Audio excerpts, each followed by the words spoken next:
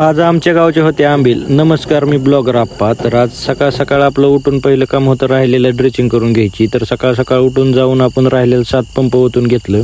7 pump ओतून घेतलं की परत आपल्याला आपला जो 2 नंबरचा प्लॉट होता त्याच्यावर पाणी लावायचं होतं. तर त्याच्यावर पाणी लावलं. पाणी लावून झालं की असं मस्तपैकी घरी येऊन गुरं पाणी पाजून घेतली. गुरं पाणी पाजून घेतली की परत आपल्याला गावात टँकरला द्यायचा होता. तर हानी आलता, मग त्याला टँकर जोडून दिला. गावात गेलतो. तर गावात असं आंबीलचं आमच्या मस्तपैकी जंगी नियोजन होतं. फटाकड्या बिटाकड्या फोडून गावात नाहीत ना सुरुवात झाली ती फटाकड्यापासून. आमच्या गावातली माणसं असं पारंपरिक पद्धतीने लेझिम ही खेळतात. तिथून मग देवदर्शनाला सगळी जातात. 2-3 तासात सगळे आंबील असती. परत देवळात मंदिरात सगळी जातात. असं मस्तपैकी गावात नुसता धिंगाणा असतो. आंबील असली की सगळी पोरं गुलालीने एकमेकाला लावतात. आमच्या कारभाराचा डान्स वेगळाच चालू होता तिकडे. तर डान्स त्याचाही म्हणजे असं सगळं 4 तास आपलं व्यवस्थित सगळं डान्स लेझिम हलग्या सगळं चालू होतं.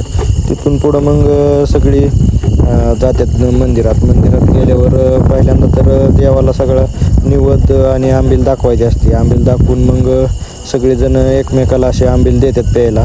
तर मग ती सगळं कार्यक्रम झाला.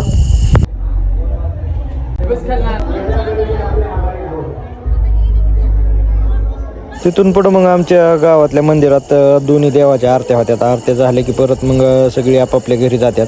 तिथून पुढं घरी आल्यावर मग आपण संध्याकाळी 4-6 वाजता धारा काढून घेतल्या का जनावरांच्या.